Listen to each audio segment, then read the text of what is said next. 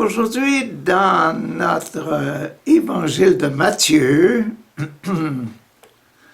nous sommes toujours dans cette partie des génitales, l'appareil génital de Jésus, qui est recouvert d'une pièce d'étoffe sur nos crucifix, qui montre les pièces d'étoffe qui montrent le respect que nous avons tous de nos génitales.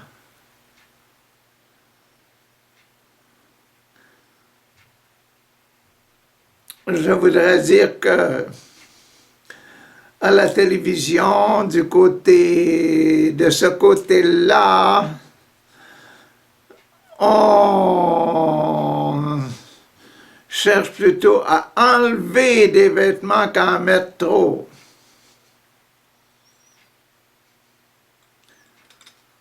Et ce qui provoque des situations un peu difficiles pour la vie spirituelle, la vie chrétienne.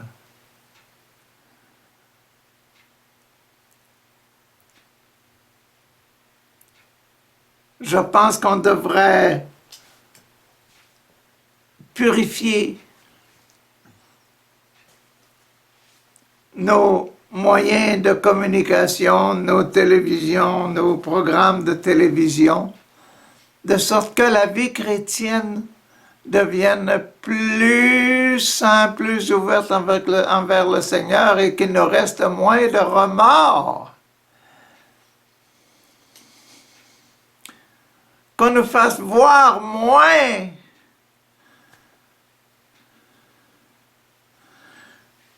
des nudités et des choses sexuelles.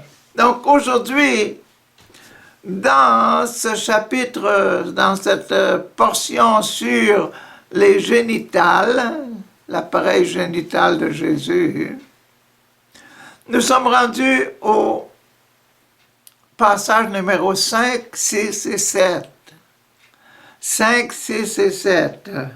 Et dans le chapitre 6 de Matthieu, au chapitre 5, c'est « Les yeux sont comme la lampe du corps. » Les yeux sont la lampe du corps.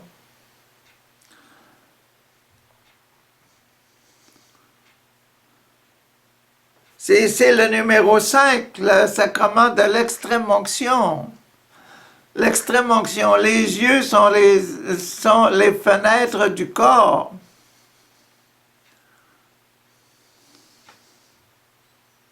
Sont les lampes du corps. Si on abîme nos yeux,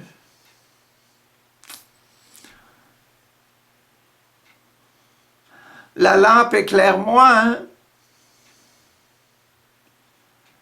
Si à nos télévisions, on enlevait beaucoup de ces choses-là, on essayait d'être beaucoup plus noble,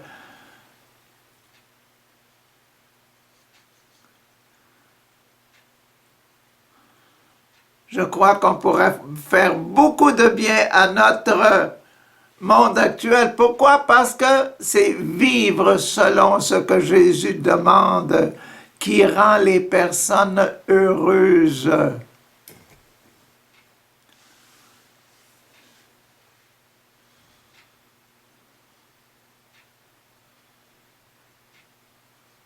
Les peuples dont les mœurs sont les plus nobles, sont les plus respectés et sont les plus beaux.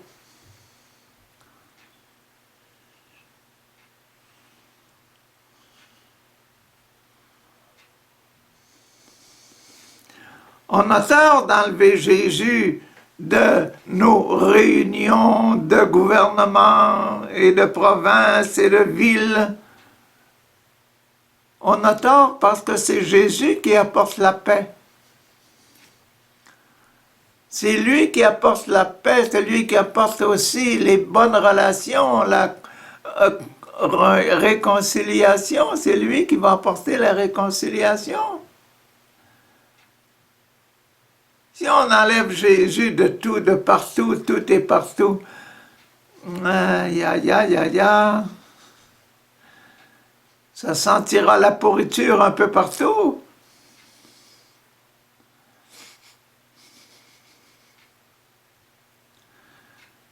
Et nos yeux, qui sont les lumières de l'âme, les lumières de notre corps,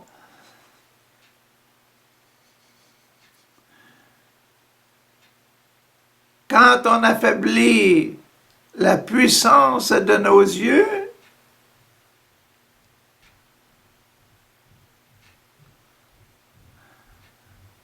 la vie diminue d'intensité, diminue de gloire et d'honneur,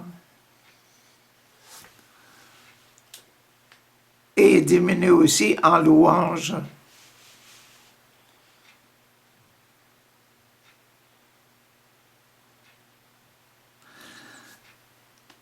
C'est le numéro 5, et le numéro 6, ce sera l'argent. Et le numéro 7 sera la confiance en Dieu, une confiance parfaite en Dieu.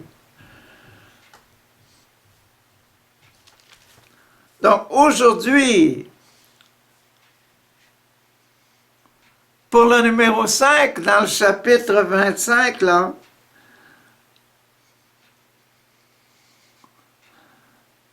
essayons de voir quelque chose parce que c'est nos yeux. Nos yeux nous permettent de juger. Quand Jésus fait un miracle, guérit les yeux d'un aveugle, waouh! Vous voyez maintenant que nous sommes dans le sacrement de le sacrement des malades, le sacrement de l'extrême onction. C'est une extrême action que Jésus fait quand il guérit les yeux, parce que il donne à la personne un pouvoir extraordinaire, le pouvoir de voir et de juger. Le pouvoir de juger est toujours dans notre cœur parce que c'est basé sur l'amour. Le pouvoir de voir, il est plus physique.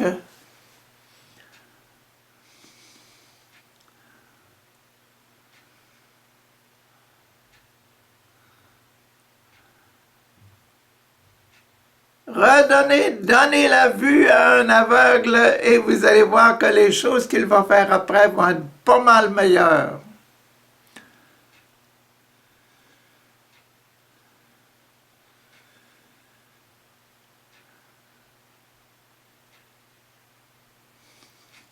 Soignons nos yeux, soignons nos yeux. Il en sera comme d'un homme qui allait partir en voyage. Il appela ses serviteurs et leur confia ses biens. Il remit à l'un 5 pièces d'or.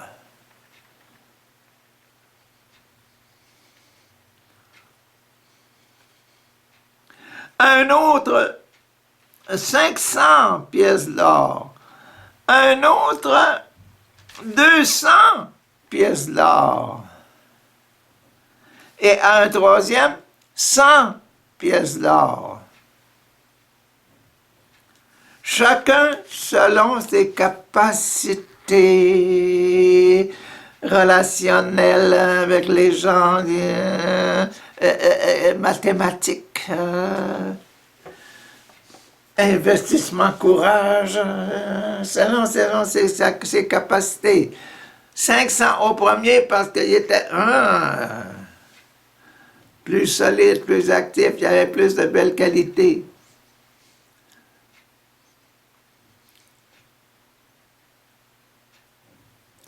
Puis il partit, le maître partit, le serviteur qui avait reçu 500 pièces d'or s'en alla aussitôt faire le commerce avec ses 500 et gagna 500 autres pièces d'or. Imaginez-vous, 500 plus 500, 1000 pièces d'or.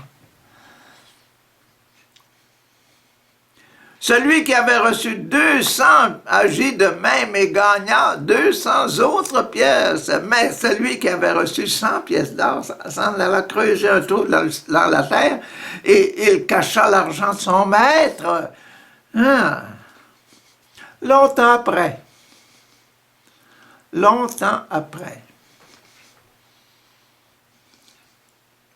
le maître de ses serviteurs revint et se mit à régler ses comptes avec eux. Le serviteur qui avait reçu 500 pièces d'or s'approcha et se présenta les 500 autres pièces d'or en disant « Maître, tu m'avais remis 500 pièces d'or, regarde, en voici 500 autres que j'ai gagnés. » Merci. Son maître lui dit, c'est bien, bon et fidèle serviteur, c'est bien. Ah, tu as bien travaillé, tu as été fidèle à les choses qui ont peu de valeur. De l'or, peu de valeur, ben oui.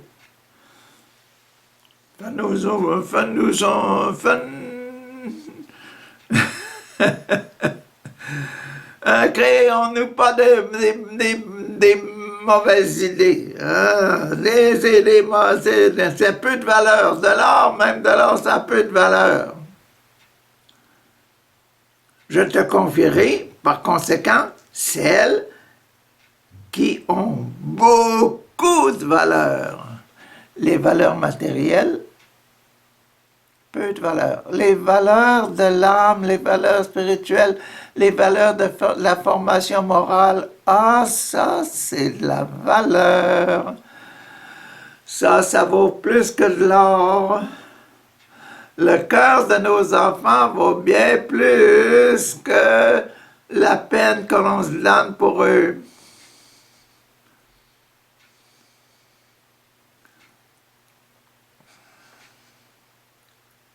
Viens te réjouir avec moi. Le serviteur qui avait reçu 200 pièces d'or s'approcha et dit, « Maître, tu m'avais remis 200 pièces d'or. Regarde, regarde. En voici 200 autres que j'ai gagnés. » Son maître lui dit, « C'est bien, bon et fidèle serviteur. Tu as été fidèle dans des choses qui ont peu de valeur. Je te confierai par conséquent celles qui ont beaucoup de valeur. » La fidélité pour des choses qui ont peu de valeur. C'est bien ce que quand on nous forme, là, quand on nous donne des cours à l'école, hein, on teste les élèves. On teste les élèves jusqu'à ce qu'on dise, bon, tu es prêt pour un grand test sur des choses beaucoup plus importantes.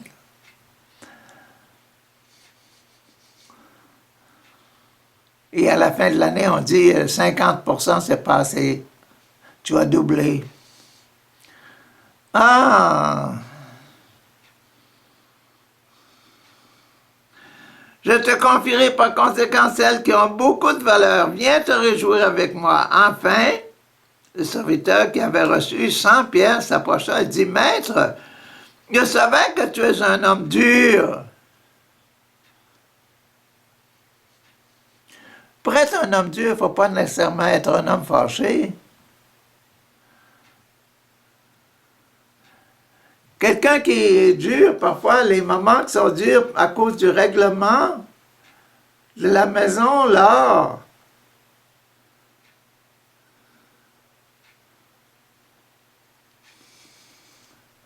quand tu arrives avec ton sac d'école puis tu le jettes à terre, tu t'en vas tout de suite à ta chambre, ou bien tu t'en vas dans le coin, tu t'en vas au réfrigérateur, tu te bourres la bouche, là, puis après ça, tu t'en vas ailleurs, puis tu t'habilles pour les sports, tu t'en vas au sport. Mais ton sac d'école qui est au milieu de la place, là, les moments sont durs, on dit non, ça ne sera pas chez nous, ça. Tu vas l'accrocher, ton sac, à la place des sacs d'école. Et c'est dur. Le règlement dur, le règlement.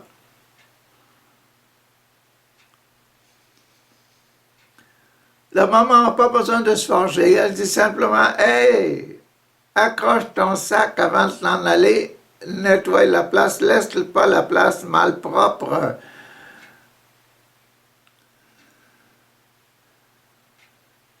Garde la pureté, la propreté de notre maison. Ce sont nos habitudes.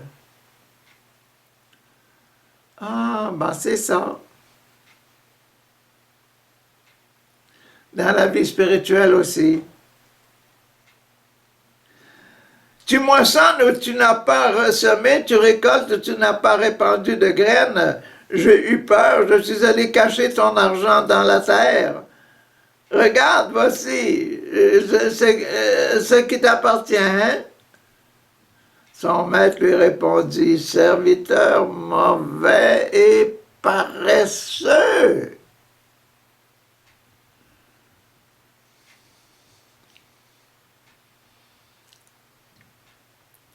Tu savais que je moissonne où je n'ai pas semé, que je récolte où je n'ai pas répandu des graines. Eh bien, tu aurais dû placer mon argent dans une banque et à mon retour, j'aurais retiré mon bien avec les intérêts. J'ai pas trouvé des 100 pièces d'or que je t'ai donné à produire, pour faire quelque chose. T'as rien fait avec. Mauvais serviteur. T'aurais dû me servir, t'aurais dû mettre l'argent en banque. Enlevez-lui donc ces 100 pièces d'or et donnez-les à celui qui a 500. Ah, merci. 500, j'en avais 500, voilà, j'ai encore un cent de plus. Ça fait 1100.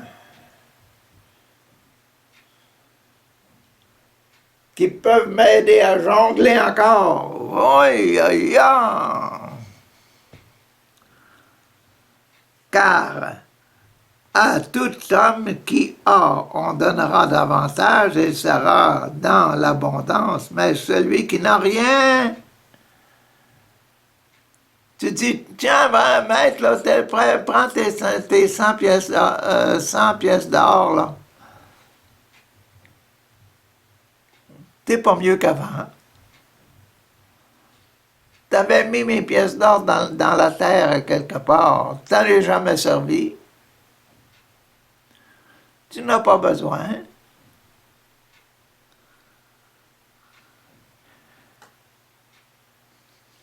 On donnera davantage, il sera dans l'abondance, celui qui n'a rien, on enlèvera même le peu qu'il a.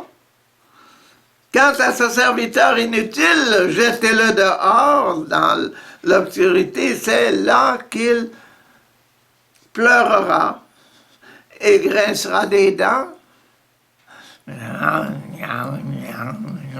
J'aurais bien dû mettre mon argent en banque. Et il grincera les dents contre lui, pas contre moi. Il pleura, j'ai perdu mes 500, mes 100 pièces d'or. Mais il dit, tu fais rien avec.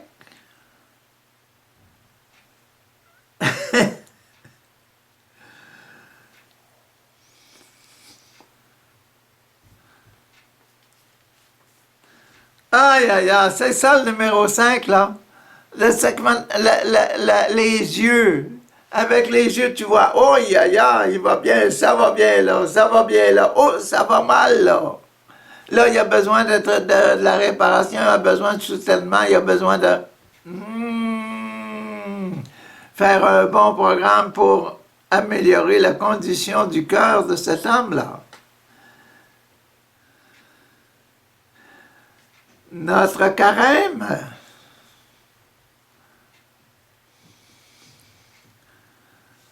l'Église nous donne à chaque année le temps d'essayer de refaire le point de notre vie spirituelle.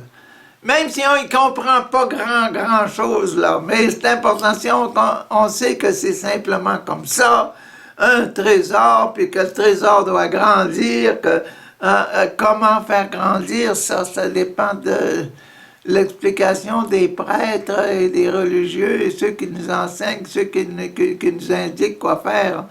Est-ce qu'il nous aide assez? Est-ce qu'il nous aide assez, Jésus? Papa, mon Dieu, donnez-nous des gens qui savent profiter de l'Évangile et qui savent nous montrer ce qu'il y a dans l'Évangile.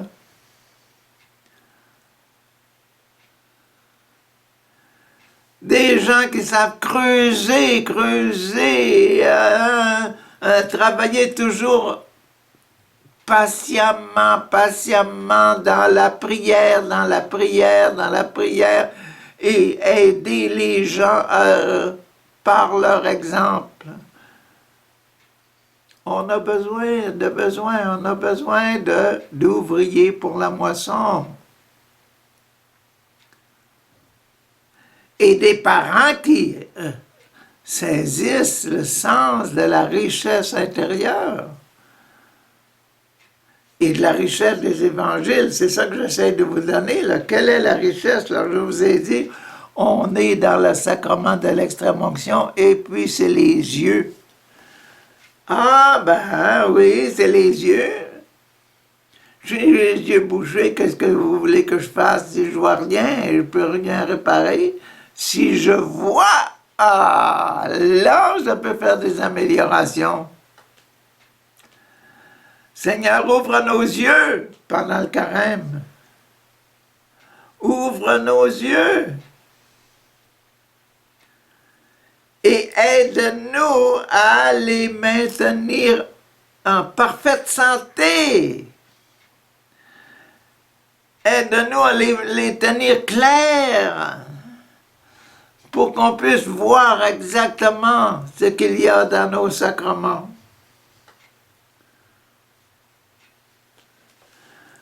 Numéro 6,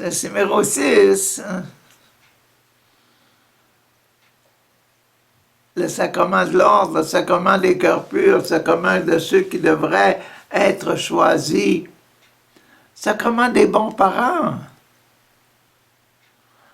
Le bon papa et la bonne maman qui prient souvent, et puis qui participent aux réunions de l'Église, etc., et puis qui veulent montrer la présence de Dieu dans leur foyer, dans leur famille. Oh là là! Ce sont des choyés, hein? Ce sont ceux qui sont choisis. Et puis ils sont remarqués par les autres foyers. Et les autres familles qui vivent alentour d'un foyer chrétien, ils se disent « Ah, regarde donc comme c'est beau, essayons de faire pareil. Regarde! Oh. Allons prier avec eux autres. Accompagnons-les dans la prière. Quand le Fils de l'homme viendra comme roi avec tous ses anges, il siégera sur son trône glorieux. Quand le Fils de l'homme viendra dans sa gloire, là, il viendra dans la gloire de haut, sur un nuage, etc., et puis des quatre coins du monde, il va amener ces gens-là. Il va amener ceux qu'il a choisis.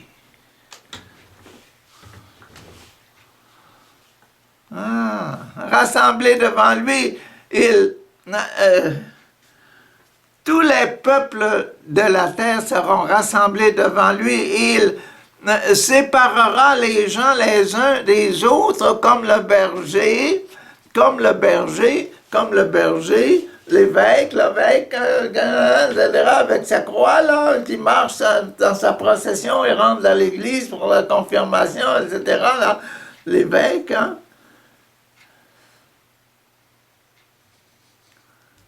Ah! Il séparera les gens les uns d'avec les autres. Oh, toi là, par là, là. Toi là, par là, là. Toi là, par là. Toi, hein?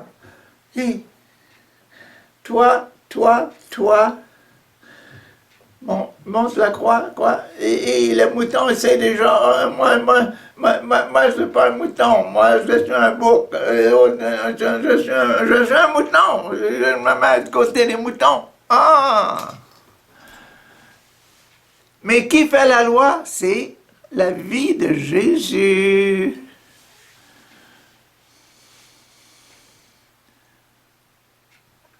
Le bon pasteur Jésus, le bon pasteur qui arrive dans sa gloire et rassemble de tous les peuples du monde entier, commence à les séparer.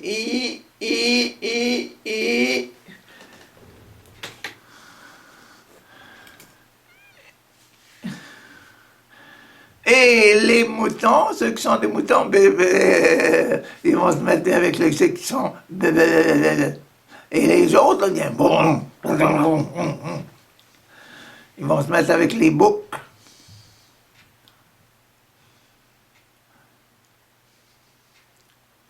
Les dociles avec les dociles et les récalcitrants avec les récalcitrants. Les mauvais esprits avec les mauvais esprits, les bons esprits ensemble. Ah, les autres comme le berger séparent les moutons et des chèvres, séparent les moutons et les chèvres. Ah. Il placera les moutons à sa droite et les chèvres à sa gauche. Alors, le roi dira à ceux qui sont à sa droite, le roi dira à ceux qui sont à sa droite, « Hey, je suis votre berger. Ah, mes moutons, bienheureux, bienheureux, bienheureux, bienheureux. Oh, vous êtes des bienheureux. »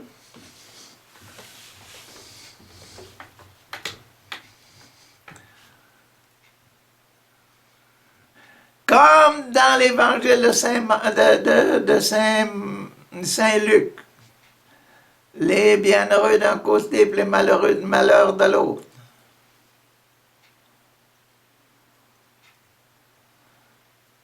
Alors le roi dira à ceux qui seront à sa droite, « Venez, vous qui êtes bénis, venez.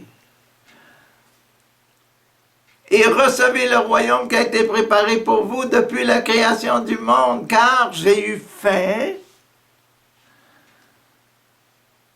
Ça, c'est un petit passage qui est exploité par beaucoup de prêcheurs.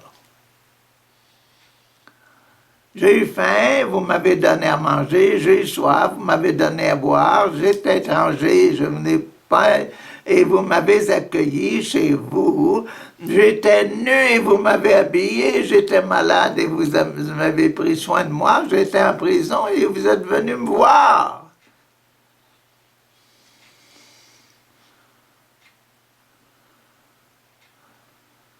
Toutes les bonnes actions que vous entendez là, hein?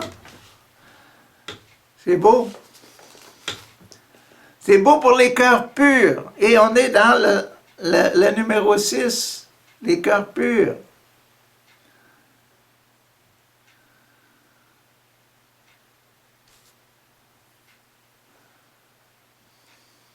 Et il y a seulement une loi pour séparer les cœurs purs. Oh, les cœurs purs, ça rapproche.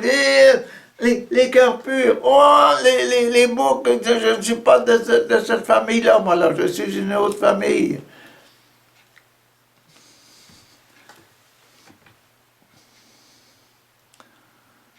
Voilà. Le cœur pur. C'est la loi qui nous dit comment faire dans le monde. Tout le monde a la possibilité d'avoir un cœur pur. Mais, vous voyez que on est toujours dans le côté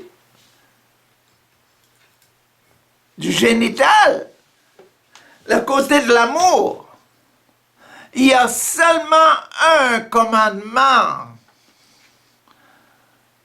le commandement de l'amour. Aime Dieu de tout ton cœur, de toute ton âme, de tout ton esprit, de toutes tes forces, et tu vas accomplir toutes ces grandes actions-là qui sont nommées ici.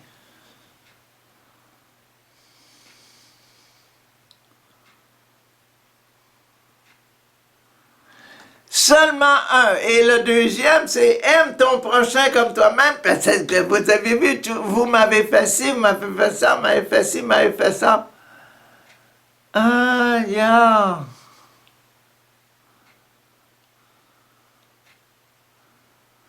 Je pense qu'on est rendu seulement à moitié, car j'ai été, et vous m'avez donné, vous m'avez accueilli, j'étais nu, vous m'avez habillé, j'étais malade et vous avez pris soin de moi, j'étais en prison et vous êtes venu me voir. Les justes lui répondirent, Seigneur, quand avons-nous vu affamé, t'avons-nous donné à manger? Quand est-ce ça? Jésus dit, quand avons-nous vu étranger, nous avons accueilli chez nous, ou nus avons-nous habillés, quand avons-nous vu malade ou en prison et sommes-nous liés, allez te voir. Le roi leur répondra, Jésus leur répondra, je vous le déclare, c'est la vérité. Toutes les fois que vous l'avez fait à un autre, à un de ces petits,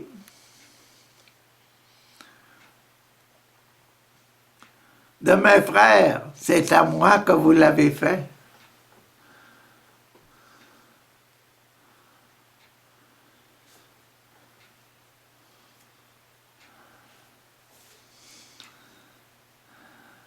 Il y a juste un commandement, un, celui de l'amour de Dieu et l'amour du prochain. Et ce deuxième, l'amour du prochain, lui est semblable du Jésus. Est semblable à celui de l'amour de Dieu. Mais c'est ça que de voir là. Aimer quelqu'un, c'est le voir parfaitement. C'est nos yeux. Nos yeux qui sont amoureux. Et ce sont nos yeux qui décident qui doit être à droite et à gauche. C'est notre sacrement de l'extrême-onction. C'est cette partie des génitales là, dans la croix. Et les yeux, dit Matthieu. Matthieu dit, ce sont les yeux d'amour qui nous permettent de savoir.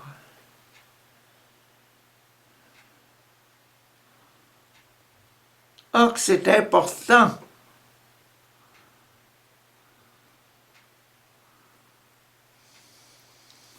Ah. Et ensuite, le roi dira à ceux qui seront à sa gauche, là, vous autres, là, les boucs, là. Vous autres, les boucs. Hein? Pourquoi vous vous êtes mis de ce côté-là, là? C'est parce que vous avez eu peur du crucifix, vous n'êtes pas jugé digne d'entrer dans le royaume des cieux. Bon, vous êtes de ce côté-là. C'est vous autres qui vous avez choisi, vos yeux vous ont regardé vous-même, vous êtes regardé dans vos yeux, vous êtes regardé, est-ce que je suis bon là pour être avec les moutons, ou bien je ne suis pas bon assez pour être avec les moutons. Et vous vous êtes mis du côté des boucs.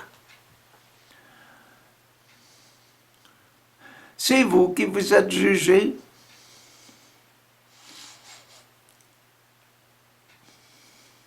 Ensuite, le roi dira à ceux qui seront à sa gauche, éloignez-vous de moi, vous qui êtes mauvais, car maudit par Dieu, vous êtes maudits par Dieu. Vous êtes rejetés par Dieu. Hier, on avait les 10, 5 plus 5, 10, 5 imbéciles et 5 sages. Aïe, aïe, aïe.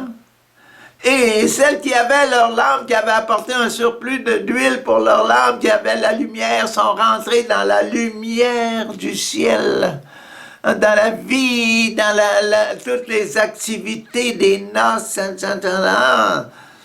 Mais celles qui n'avaient pas de l'huile, là, qui se sont dit, oh, moi, je ne suis pas digne d'entrer là, d'être avec ce groupe-là, là, je ne suis pas digne d'être avec le groupe-là, je m'en vais aller de mon côté, je m'en vais aller de... Hein?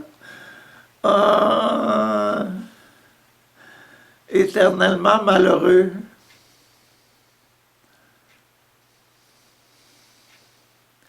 Voyez-vous que ça se tient toutes ces histoires-là. Tout ça, ça se tient, et c'est beau, J'ai eu faim et vous ne m'avez pas donné à manger. J'ai eu soif et vous ne m'avez pas donné à boire. J'étais étranger, vous ne m'avez pas accueilli chez vous. J'étais nu, vous ne m'avez pas habillé. J'étais malade et en prison, et vous n'avez pas pris soin de moi. Ils lui répondront alors, Seigneur, quand avons-nous vu affamé, assoiffé, ou étranger, ou nu, ou malade, ou en prison? Le roi leur répondra, je vous le déclare, c'est la vérité, toutes les fois que vous ne l'avez pas fait à l'un de ces plus petits, vous ne l'avez pas fait à moi non plus. Et ils seront envoyés dans la punition éternelle, tandis que les justes iront dans la vie éternelle.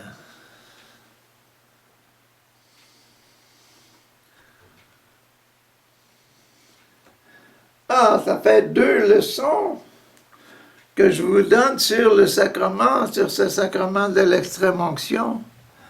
Mais je ne vous ai pas parlé du gonflement, là, le gonflement, l'extension génitale. Il nous reste encore le numéro 7. On n'a pas attaché le mariage encore. On est juste dans le sacrement de l'ordre. Le sacrement de l'ordre, c'est ceux qui m'aiment, ceux qui aiment Dieu, ceux qui ont accompli le programme de Dieu dans leur vie, sont du côté des moutons. Ceux qui n'ont pas accompli le programme de leur vie sont du côté des chèvres, oui.